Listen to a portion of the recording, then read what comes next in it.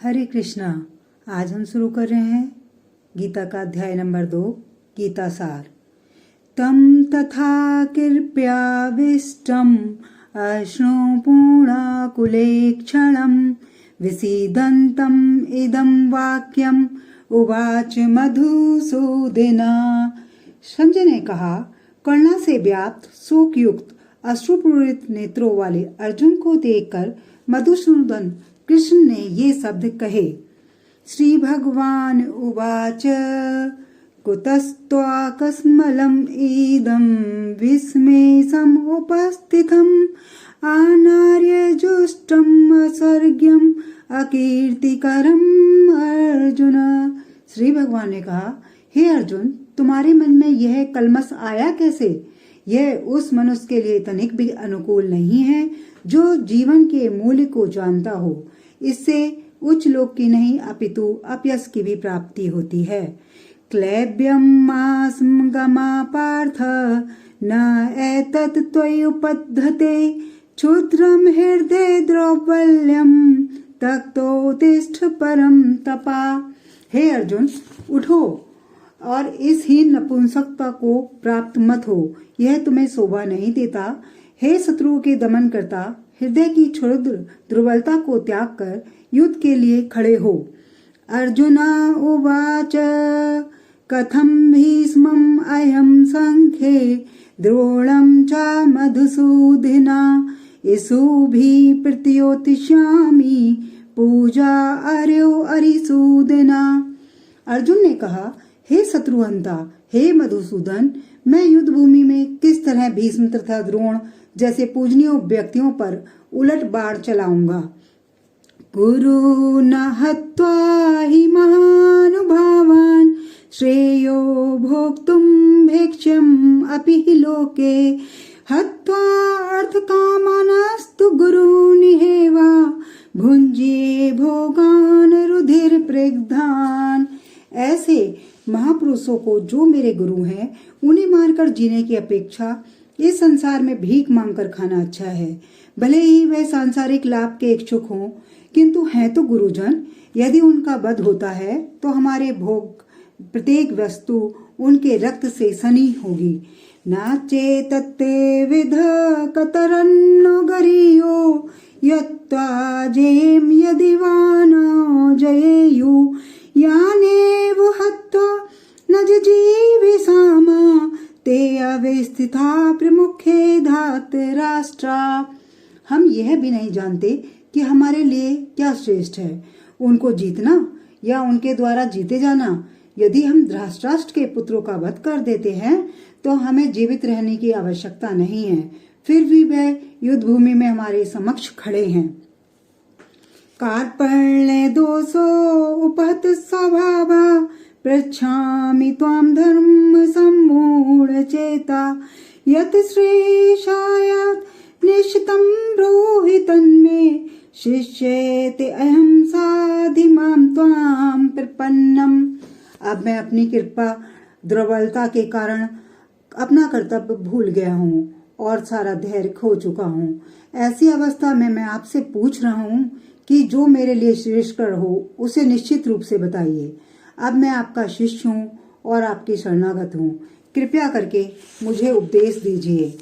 नाहि प्रपश्यामि ममानुपद्धात् यत् शोकम् उच्छोषणम् इन्द्रियाणाम् आव्याप भूमो असपतनं वृद्धं राज्यं शूराणामपि चाधिपत्यम्। मुझे ऐसा कोई साधन नहीं दिखता जो मेरी इंद्रियों को सुखाने वाले इस शोक को दूर कर सके। स्वर्ग पर देवताओं के आधिपत्य की तरह इस धन ध्यान संपन्न सारी पृथ्वी पर निष्कंटक राज्य प्राप्त करके भी मैं इस शोक को दूर नहीं कर सकूंगा। संजय उवाच एव मुक्ता ऋषिकेशं गुडाकेश परन्तपा नायो तस्य इति गोविंदम उक्त्वा तूष्णीम्बुवहा। संजय ने कहा, इस प्रकार कहने के बाद शत्रुओं का दमन करने वाला अर्जुन कृष्ण से बोला, हे गोविंद, मैं युद्ध नहीं करूंगा, और चुप हो गया। तम् उवाच हृषीकेश प्रहसन इव भारता सेनयोरुभयोर्मध्ये विसीदन्तम् इदं वचा। हे भरतवंशी धृतराष्ट्र, उस समय दोनों सेनाओं के मध्य शोकमग्न अर्जुन से कृष्ण ने माने हंसते हुए ये शब्द कहे।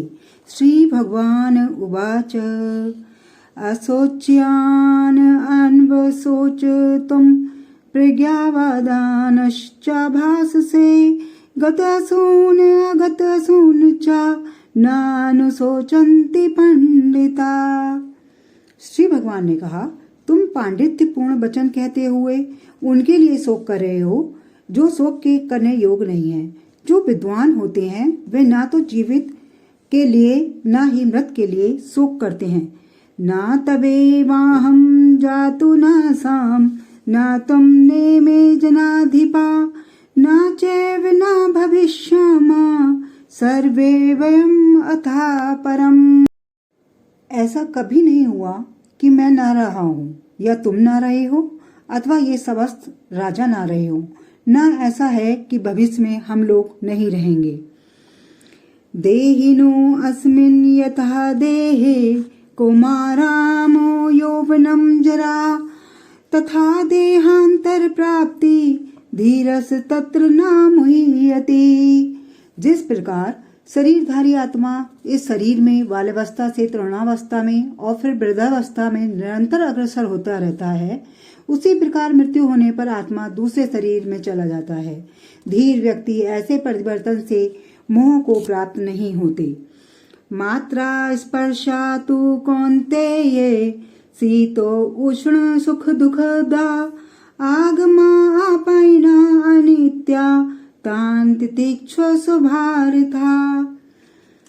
हे कुंती पुत्र, सुख तथा दुख का क्षणिक उदय तथा काल क्रम में उनका अंतर ध्यान होना सर्दी तथा गर्मी की ऋतुओं के आने जाने के समान है।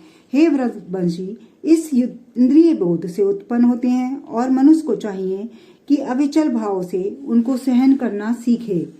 यम ही न व्यथन्ति एते पुरुषं पुरुषऋषभ सम दुखम सुखम धीरम सो अमृत्वाय कल्पते।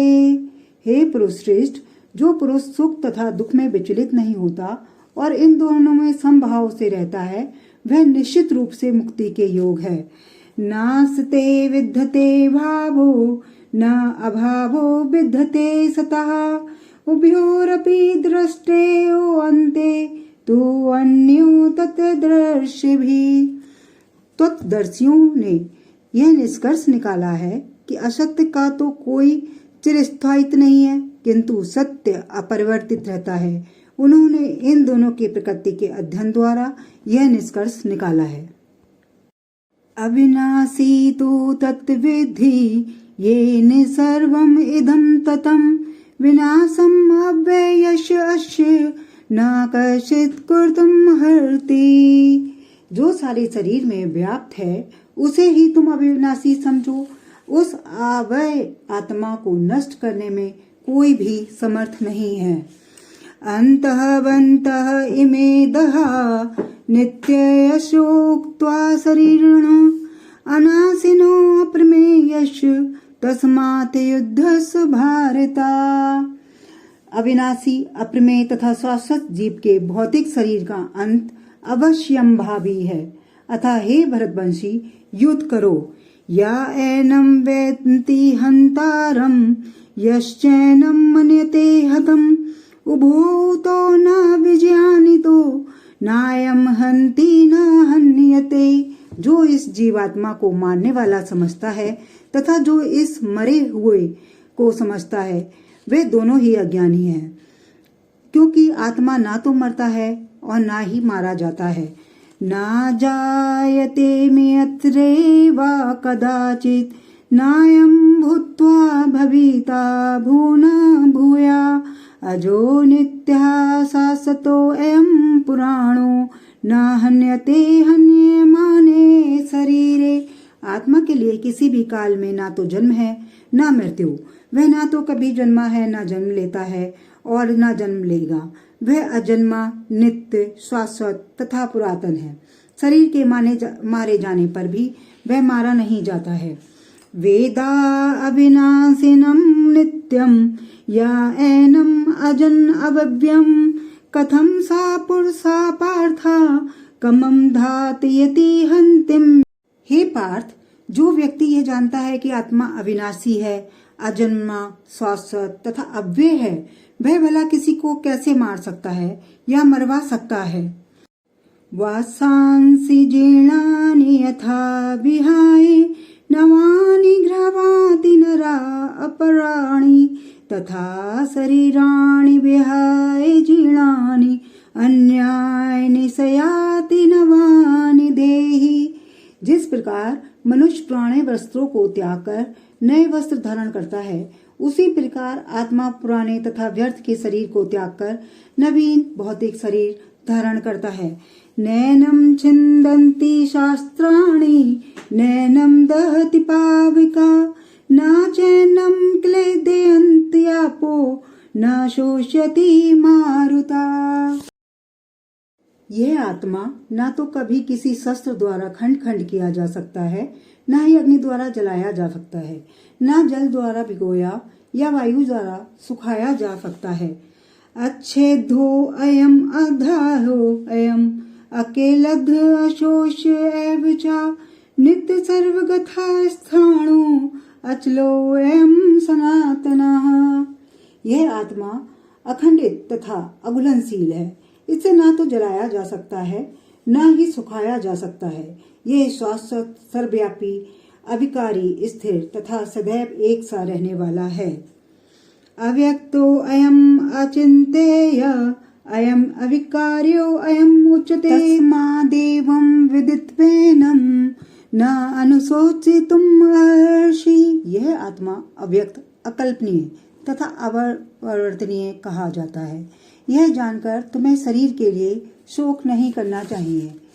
अथ चैनम नित्य जातम नित्यम वा मनुष्ये मृतम तथापि तुम महाभावो नैनम सोचितुम महर्षि। किंतु यदि तुम यह सोचते हो कि आत्मा सदा जन्म लेता है तथा सदा मरता है, तो भी हे महाभाव, तुम्हारी शोक करने का कोई कारण नहीं है। जातस्य हि ध्रुवो मृत्यु ध्रुवं जन्म मृतस्य च तस्मात् अपिहार्ये अर्थे न त्वं शोचितुम् अर्हसि। जिसने जन्म लिया है उसकी मृत्यु निश्चित है और मृत्यु के पश्चात पुनर्जन्म भी निश्चित है। अतः अपने अपरिहार्य कर्तव्य पालन में तुम्हें शोक नहीं करना चाहिए। अव्यक्त आदीनि भूतानि व्यक्त मध्यानि भारता उव्यक्त निधानेन वेव तत्र का परिदेवना। सारे जीव प्रारंभ में अव्यक्त रहते हैं, मध्य अवस्था में व्यक्त होते हैं और विनष्ट होने पर पुनः अव्यक्त हो जाते हैं। अतः शोक करने की क्या आवश्यकता है। आचार्यवत् पश्यति कश्चित् एनम् आचार्यवत् वदति तथैव चान्यः आचार्यवत् चैन्मन्यः शृणोति श्रुत्वापि एनं वेद न चैव कश्चित्। कोई आत्मा को आश्चर्य से देखता है, कोई इसे आश्चर्य की तरह बताता है तथा कोई इसे आश्चर्य की तरह सुनता है, किंतु कोई कोई इसके विषय में सुनकर भी कुछ नहीं समझ पाते। देहि नित्यम अभ्यो एयम देहि सर्वस्व भारिता तस्मात् सर्वाणि भूतानि त्वं शोचितुम् अर्हसि। हे भरतवंशी, शरीर में रहने वाले का कभी भी वध नहीं किया जा सकता और तुम्हें किसी भी जीव के लिए शोक करने की आवश्यकता नहीं है। स्वधर्म अपि चावेक्षे न विकम्पितुमर्षि धर्मयाधियुद्धात्स्यो अनत क्षत्रियस्य न भिद्यते। क्षत्रिय होने के नाते अपने विशिष्ट धर्म का विचार करते हुए तुम्हें जानना चाहिए कि धर्म के लिए युद्ध करने से बढ़कर तुम्हारे लिए अन्य कोई कार्य नहीं है। अतः तुम्हें संकोच करने की कोई आवश्यकता नहीं है। हरे कृष्णा। ये गीता का 2वां अध्याय थोड़ा लंबा है उसका हम सेकंड पार्ट दूसरी वीडियो में करेंगे। तब तक के लिए हरे कृष्णा।